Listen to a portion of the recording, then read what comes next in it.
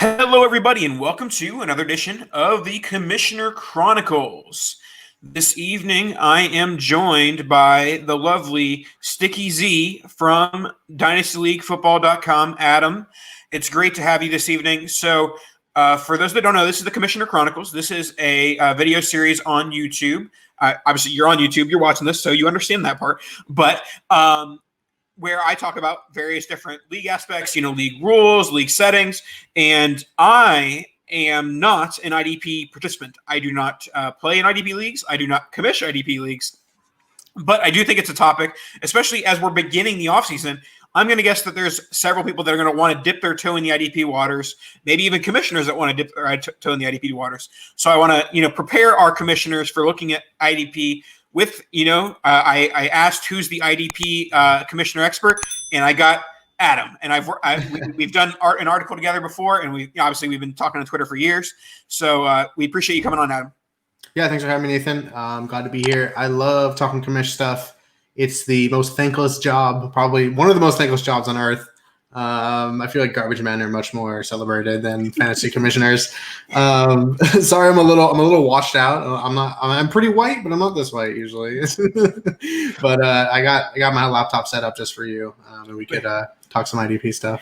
There we go. And one other thing to add to your, fantasy portfolio is your MFL site that you have that you allow people to check their player shares and their standings and things like that. That is one of my favorite tools on the planet. I log into it to see why I drafted 8 shares of Darrington Evans every year. Dude, I have 9 Todd Gurleys, and I know that for a fact. It's brutal. There we go. So yeah, but that's the StickyBoard.com if anyone wants to check it out. It's I was like, hey, let me learn Python and let me do something for me, and then I'm like, hey, wait a second, I can just make this for everybody. So I just open it up for free, and hopefully it finds some time to make it a little faster and better. So yeah, there we go. So it's StickyBoard.com, right? Yeah, that's StickyBoard.com. Excellent. All right, so let's get into the commissioner stuff. Like I said, I don't know much, so you can even tell me how dumb my questions are as I go. But first, we'll start off with lineups. I do feel like this and scoring are the two things that can vary so much between league to league, that there are some IDP leagues where the IDP players are valued more than the offensive players. There's some that they're valued basically zero, and then there's some that it's more balanced. So what is your goal as a commissioner when creating a lineup? Are you trying to make a balance? What are you trying to do when you're setting, okay, what's the lineup of the IDP? Yeah, I think that's actually the perfect place to start. I'm glad we started there because I didn't want to have to redirect you there, because I think that's where IDP really gets its a good balance between offense and defense, because that's really the goal, is we want to make it where IDP A matters and B is valuable, right? Because it would be pointless otherwise. And that's kind of why I say go all in if you're going to go all in for IDP, because you want to make it as close as possible, just because then that's how you cross trade, and you can build a certain way. You can build IDP, you can build offense, and you're still valuable and viable throughout the whole thing. So starting there, if you're going to have, you want it, it's fine to be, maybe 11 and 11 offense, 11 defense. I think that's a good place to start. I think that's a little scary for people. If you're doing 9 offense, which I think is pretty common in dynasty leagues, I would probably maybe stick with 11 IDP. And what I think the best thing to do, and what I love the most, is 11 offense and 13 IDP. Just because there's more IDP players. When you were talking about football, you are looking at on the offensive side of the ball, there's usually 1 running back on the field, maybe 2 or 3 receivers, a tight end, and a quarterback. You are skipping 5 to 6 other players just because you don't score for all defensive linemen. When you look at the flip side, on the IDP side of the ball, you score for everybody. You score for all the defensive tackles, all defensive, other defensive linemen, defensive ends, outside linebackers, inside linebackers, safeties, corners. Everything gets scoring. So I know it breaks our brain a little bit as humans to not be perfectly symmetrical, but I think that really starts to get you into a place where IDP has a lot more value, where you can have, if you're doing 13 or 11, you can have 3 defensive linemen, 3 linebackers, 3 corners, and a couple of flex spots as well to kind of play around with. I'd say the next big question is if you want to do defensive tackle required, cornerback required, as opposed to combining these positions into just D-line, DB. I tend to like to break them out, because then you can literally we'll get to the scoring, of course, but you can you can hit the scoring directly to these players and make it so they matter. Whereas if you're going to do defensive tackles with defensive ends, you're really going to most of the time probably not start too many defensive tackles because there are just tend to be less that have major stats. A lot of times these guys are just space eaters. They take up 2 gaps, and that's what they do, is just take space up. Though, of course, there are valuable ones, and we'll get to the scoring, of course, where you can make it better. So I would split out all the positions. Corners, there's so many, but you want to give them good value. So, I tend to either keep it right, same numbers, or even go a little higher in the IDP, I think is the main takeaway there for me. That's interesting. I've actually, like I said, I'm very, I don't know much about it, but I've never even heard that you should have more IDP. But it does make sense because you don't have the offensive lineman, and all of the defensive players can theoretically score points through tackles and sacks, interceptions, things like that. And it's important too because a lot of teams, I mean, it's more rare now, but teams are starting 3 linebackers in the past, and now we're kind of seeing more safety looks and stuff like that, where you really have to dig in deep that the players score. Even you can look at linebacker and wide receiver really deep, but even then, like, more linebackers are scoring points than wide receivers are going to be viable. So you want to kind of keep it to a point where every single player, because these positions are much more deep, you want to be able to make it so you can go deeper on your roster. Yeah, and one of the main critiques I often hear from IDP guys who see like beginner IDP guys that are doing a start 3, start 4 IDP league, and they're always like, you're wasting your time. You might as well not do IDP. And I think that's often because, like you're saying, it's so deep that there's so many players at the positions that, if you're starting 4 IDPs, you're basically starting 0. So it does make sense that if you're trying to get the full IDP experience, to start a larger lineup, whether it's 11 or 13 or whatever the number you have in mind is. Now, this might be less of a commissioner question and more of a overall question. But one of the biggest critiques from people who don't get into IDP, I think, is that some of the best defensive players aren't good IDP players. And I've even heard the rebuttal from IDP players. Well, some of the best offensive players aren't good fantasy players. But anyways, going back to the defensive part of it, how do you go about, like, we'll start with the lineup and then we'll go into the scoring. How do you go about forming your lineup so that you try and make, the top defensive players better? Or is that's purely a scoring thing? Yeah, it's mostly scoring, I'd say, because you really have to have a heavy hand with what scoring you're giving. And, if we can get into it, but if a defensive tackle has a 50-point game, I mean, Alvin Kamara just had like a game-shattering 64 points. It can happen. If a defensive tackle has 3 sacks, that's a big day. Like, those guys don't do that. So that should be well rewarded. And we can talk about scoring too, but I'd say the lineup, it's the reason you want to go deep. It's the reason maybe you start 4 to 5 linebackers instead of just 2 or 3. And that way, because the way you match the positions to the depth of the NFL position, I guess I should say. I would say, like, that's a bit of an old critique. I think it's a good crutch people use to explain why they don't play IDP, because good players don't score. I mean, I can pull up the scoring, and even cornerbacks. I think cornerbacks is the real one where it really, really gets that trope a little bit, because you do have bad corners that get targeted a lot. But in the scoring that I use, no position left behind scoring is what it's called. And I believe it's very similar. IDP 1, 2, 3 is kind of the scoring as well. And we'll talk about that more. Marlon Humphrey, who, is one of the best corners, like, of the modern era, is the top scorer right now for cornerbacks.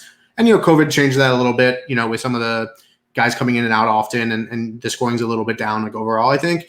But, that happens where good guys just score points because they're doing other things. They're getting sacks, they're getting tackles, interceptions, stuff like that. So if you can match your scoring up a little bit better, that's sort of like an older trope.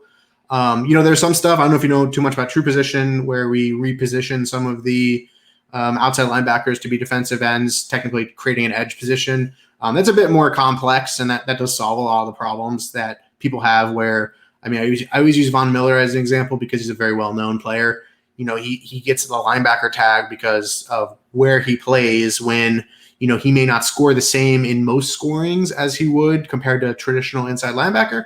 But at the same time, even in the position, no position left behind scoring, even the IDP 1, 2, 3, those guys score really well. Maybe they're not at the top as they should be if there was just a specific edge position for them. That helps them a lot because the scoring is really nice. And then there's, true position, there's more advanced things that you can do as a commissioner to, get the IDP a little bit more realistic, I think. Okay, and then as far as before we dive into the scoring, because I feel like that's going to be a nice bulk of this episode here.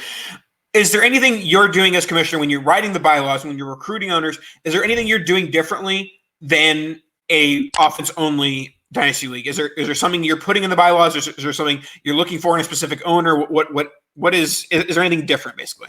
Yeah, I don't know if there's anything too different. Like, I don't know if I would start like an IDP league that's 13 offense, 13 defense to 11 offense, massive scoring, and I mean, I wouldn't turn someone away if I know they're a good owner and they've never played IDP before. I think it's good to jump in. I just I don't know if I'd go that hard to start, but you still want to do a decent amount. So that's really the only thing.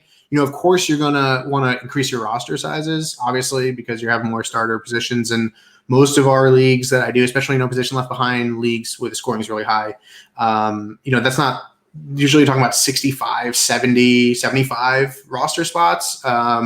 Obviously, you have to jack it up way more because you're adding 11 more starters, and it's these guys have a tendency to, you want to be a little bit deeper, I think, at IDP, just because guys sort of can rotate a lot. You're not getting like massive scoring out of every single player that you can really get on the offensive side. Like offense, you can have 3 good running backs and be like, I'm set for the year. I don't know if you can necessarily do that with IDP, but that's really it. So like roster size, obviously longer. I do maybe a little bit bigger waiver budgets, I think, because there is more waiver turnover, and people love that about IDP is you can find guys pretty much all year long, which is awesome because you don't really get that on the offensive side of the ball, if that's what you're into, and you can really win your league that way. And then also, of course, the rookie drafts have to be longer, 7 rounds, 8 rounds, 10 rounds, whatever you need to kind of match up with your roster sizes. Now, I know this is even a critique in offense dynasty as well, but so all of my leagues in season, they have first come, first serve waivers from Wednesday night to Sunday morning. I feel like if you allow first come, first serve waivers in an IDP league, the way you were just describing it, one guy gets hurt in practice on Thursday and suddenly becomes an LB1 or becomes a DE1. Like, is that more of a concern in IDP? Like, do you want to maybe have nightly waivers? What are your thoughts on in-season waivers? Yeah, it seems like the nightly waivers have kind of become pretty popular recently. It's not something I'd seen before, and now every league that I look at is adding them and doing them and stuff. So I don't think it's bad. With the defensive side of the ball, you don't really because sort of obviously this does happen on offense, but let's just say Derrick Henry, sorry, Titans fans, but if Derrick Henry gets hurt, Darrington Evans is going to be the guy, right? Like, yeah, they'll rotate other guys, and obviously this changes. Dalvin Cook and Alexander Madison, that's a good example. For the IDP side, if somebody big time name gets hurt, Bernard McKinney went down and Tyrell Adams had a good year, but the first week, they rotate guys and try to see who sticks because defense, you just have, at least the defense side of the ball is responsibility is really important. And if you don't know where you're supposed to be and what you're supposed to do, that's an 80-yard touchdown that you gave up. I think, if you miss a route as a wide receiver, you run the wrong route, maybe it's an interception. Not often, usually you don't get targeted, right? So it's not really as big of a hit.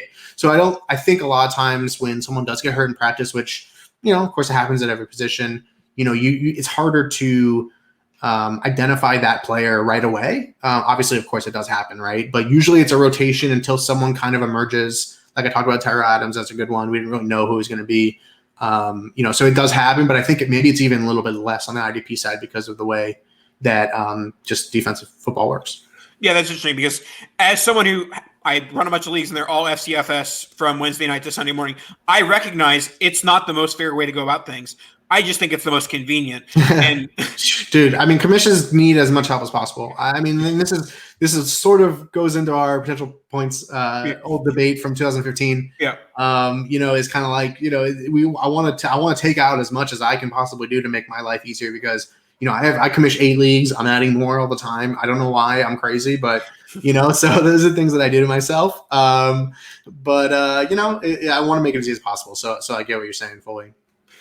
All right, so let's get into the scoring, and I'm sure you have lots of thoughts on it. What are some basic do's and don'ts for commissioners when they're putting together their scoring? What's something they should definitely do? What's something they're like, oh, a lot of people do this, definitely don't do this, or at least in your opinion?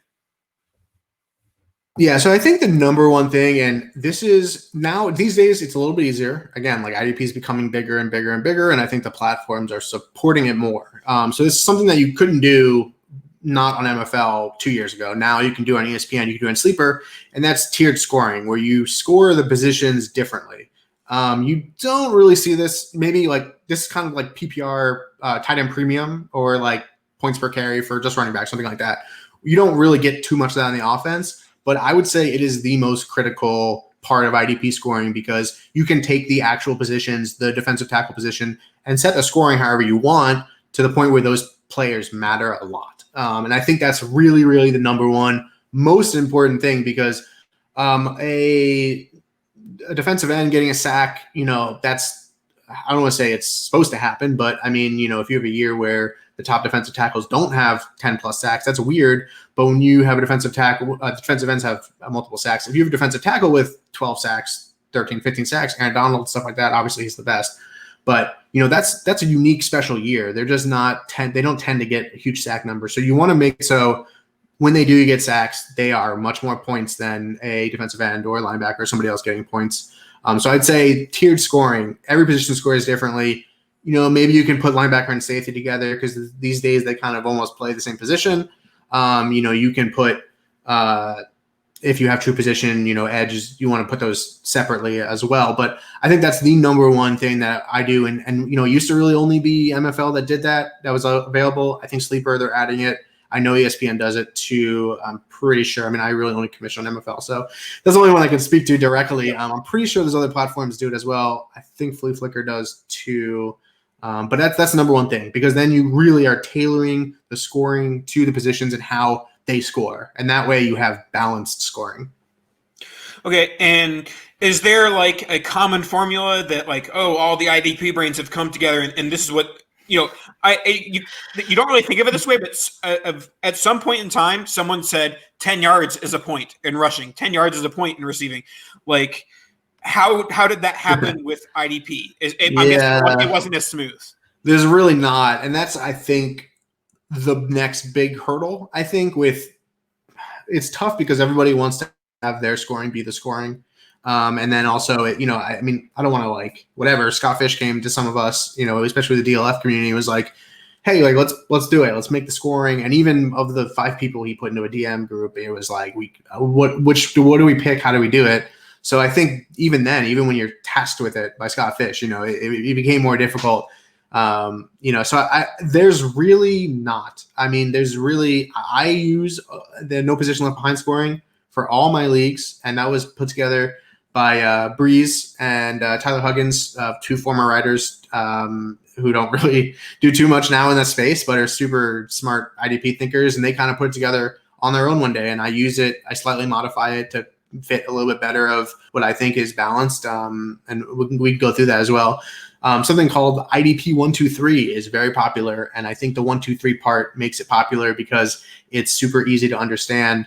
It's just the way the scoring is laid out. So that's super popular. I think something between the two, maybe IDP plus, they score very similarly. So maybe IDP 1-2-3 is the way to do it. I've looked into it more recently and it looks great to me. So I don't know if unfortunately, there's no default. I mean, when you make an MFL league, you have to copy the scoring from another league or use, I don't even know where they get their scoring from. So there's really not right now. And that's a big hurdle. All my leagues, I just copy the same scoring mostly. So that's kind of where I'm at with it. It is really hard because we've talked 19 minutes already pretty much about lineup. And if those don't match up, if you don't have tiered scoring, if you're not splitting out defensive tackles and corners, it's hard to score to make the IDP relevant. Yeah, that's certainly interesting. So I know you've mostly been speaking in broad terms here. Do you want to get a little bit specific as far as are you rewarding tackles a certain way, sacks a certain way, interceptions, Yeah, I can do that for sure. I think it's good to start at linebacker because that's the most maybe the most well-known position. Those normally you're looking at, it's pretty simple. 2 points for a tackle, 1 point for an assist. I'm reading it because my eyes are up. Yeah, sure. The sack is 3, at least in the MPLB, it's 3 for every half because you can get half a sack. So a full sack is 6 points. Tackle for a full sack is 6 points. Tackle for a loss is 2 points. And I think, that's the general ones. Interceptions, I think, are 6 points, which actually is pretty high, but it's rare for linebackers to get too many interceptions. Now, you're thinking about in your heads, and you're an offensive guy, that's a touchdown, right? And like, is that those the same values? When you get a touchdown, you get any yards too, and you don't really get that in IDP. Obviously, if it's a 1 yard touchdown, that's not super valuable, but an 80-yard bomb is scored much differently than a 1 yard touchdown, right? So I think, on its face, it seems a little high, but I think it's right because a sack can be huge. I mean, going from 2nd and 10 to 3rd and 22 or whatever is a massive swing in terms of EPA, in terms of, morale, in terms of actual field position and stuff like that. So those plays are pretty valuable and they should be valued that way. So that's linebacker. I mean, I'd say that's the bread and butter. You kind of want to go from there. Defensive ends, which are, your Myles Garrett's, your Danielle Hunters, your unfortunately Khalil Mack's the linebacker for the most part, but you would put edge guys in there. So Khalil Mack and TJ Watt and JJ Watt and all of those guys. Same points for the sack. That's not really changing too much. For them, it's much less likely for them to get tackles. Just the way the positions are played, usually you run away from JJ Watt. You do not run towards JJ Watt. So his tackles, for those defensive ends, their tackles are 3 points each. So it's 1 more point per tackle. Assists get an extra half point. And that's really the only difference. So that's sort of where the tiered scoring comes in for them. It's like we're just going to tweak it a little bit, whereas, they're more valuable when they do things that are big. When they make a tackle, that's a big deal. It's not something that happens all the time in terms of, like running back getting carries and stuff like that and getting a couple yards. So that's the big thing there. I think defensive tackle is where, the sacks are the same, but they're at 3.5 points for a tackle. And it just sort of increments up because defensive tackles getting tackles are even less likely. They're not usually the guys that are bringing the running backs down, usually it's linebackers and stuff like that. They're there to make the running back go a different way, so that the linebackers can clean it up and the linebackers back the line, right? That's right there in the name. So, that's sort of for them. Assists are 1.75, so it's a little bit higher. Tackles for loss are 1 point higher as well at 3. So I think that's like those 3 settings, I think, is a good place to start. Corners, they had 2.5 for a tackle, 1.25 for an assist, and I know we're in the nitty gritty. Sacks are the same. I guess pretty sure sacks are the same across the board. TFL's a little lower for corners. I'm not sure exactly the reason for that. For them, for corners, I usually take the passes defended, and there's people who don't. I guess the problem with corners, I know I'm getting a little long-winded, but the problem with corners, the problem with corners is, like you mentioned, sometimes the bad ones do score really well because you tend to want to throw at the bad corners, and they're the ones getting tackles because they constantly need the ball, which is a bad thing for a corner. So I think one way to help make good corners better is to increase passes defended. That's when they bat a ball, basically. And then for corners in traditional MPB is 3 points each. Sometimes I make it 4. Sometimes I make it 4.5. You just want to make it so like the good corners, who are constantly defending passes do a little bit better. And that can kind of backfire on you because the players who are getting targeted more can tend to get those as well. But I would say that's about, one of the only tweaks that I make to MPLB, the standard MPLB. And that's the problem with it, man. Like I've been talking about it already. If I say MPLB, you have to go and find it, which is definitely an issue. It's not super out there. You can find the MFL League. It's 52058. If you want to get the MFL ID, you can always, hit me up on Twitter and I'll get it for you, of course. But, that's sort of where we're at. You Google MPLB scoring. I don't even know it comes up. If you Google IDP 123, that probably pops up right there for you. So it's a little bit easier to understand.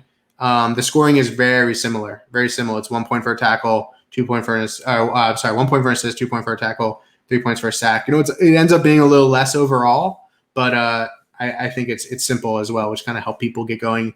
And I don't really care too much. I just want people to value IDP and play with it highly scored. And I'll let you talk now, Nathan. I don't want to go too far.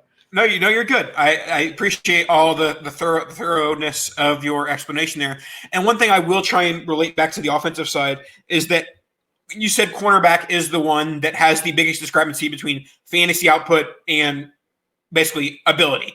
And I think that from a, offensive side, quarterback is the biggest spot where there are bad quarterbacks who score a lot of fantasy points. And I see that a lot of the times the way people combat that is either high interception, penalties, or the other one that I see that is not very common, but I've seen it a few times, is penalties for pass attempts. So basically, every time the quarterback has a pass attempt, they lose points.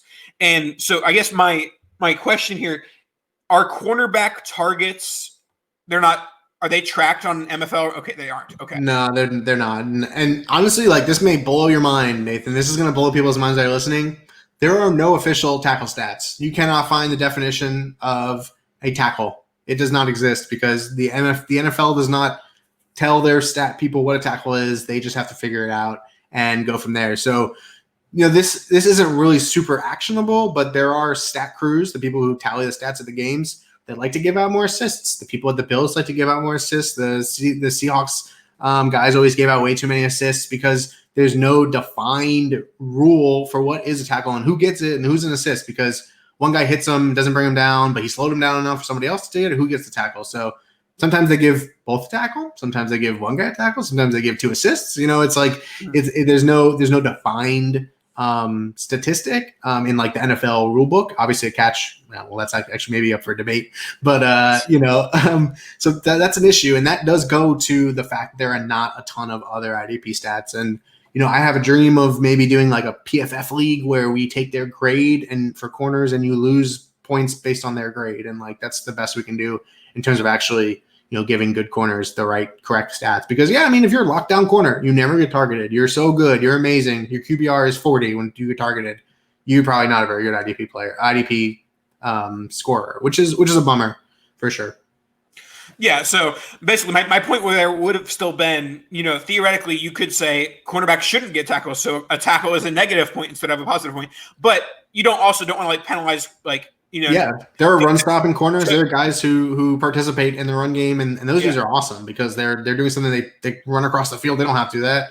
I mean, I watched Josh Norman, walk away from I forgot whose touchdown it was. Huge, massive touchdown. He just walked away from because he was on the other side of the field and was done with it. When he could have been the one to stop it. So it's tough. It's tough. I think upping the pass defended really helps. Upping the interceptions maybe helps a little bit too, but interceptions are super random. It's very, very hard year to year to predict who's going to be the interception leader. It just doesn't happen. So it's a little tough with corner. I'd say that's the hardest one. And I think a good way to give them value is to start more of them. And, that goes back to putting the DBs together, putting cornerback and safety into one position. I tend to not do that because even if I have defensive lineman as one, I'll still break out the corners if possible, because I think starting 3, have to find 3 corners gives all of them value just because they're on the field. Yep, that makes sense. All right, we've gone a little bit long, but that's needed for an IDP commissioner episode. Is there anything we've missed so far that you think, okay, I'm starting an IDP commissioner, I'm commissioning an IDP league, I need to know this. Is there anything that we missed that like you want to get to that brand new IDP commissioner? What do they need to know before they start their league? No, I don't think so. I'd say my only advice is go for it. Go ham. I think you can really have a lot of fun that way. And like there are some IDP best ball stuff happening, and there's some stuff around maybe MFL adds just IDP only as best, like the IDP portion is best ball only. I do some stuff custom for that, and like it's really helpful. So that might be a good way to get your feet wet, because IDP sit starts really, really hard. So I'd say, jump in both feet first, and maybe, if you want to go slow, you're really, really apprehensive, maybe try best ball in one of your leagues too. All righty, that works. Thank you so much, Sticky. Why don't you throw your Twitter handle and any other information people find you? Yeah, I mean, dynastyfootball.com, of course, and at AdamTZ is my handle. All righty. Thank you so much, guys. Make sure to comment below if you have any questions about IDP. I'm sure I can send Sticky the link, and he'll answer some questions below as well. We appreciate you, and make sure to like this video. It really helps us out a lot. And subscribe to the DLF YouTube channel. We appreciate you. Thanks so much, and have a great day.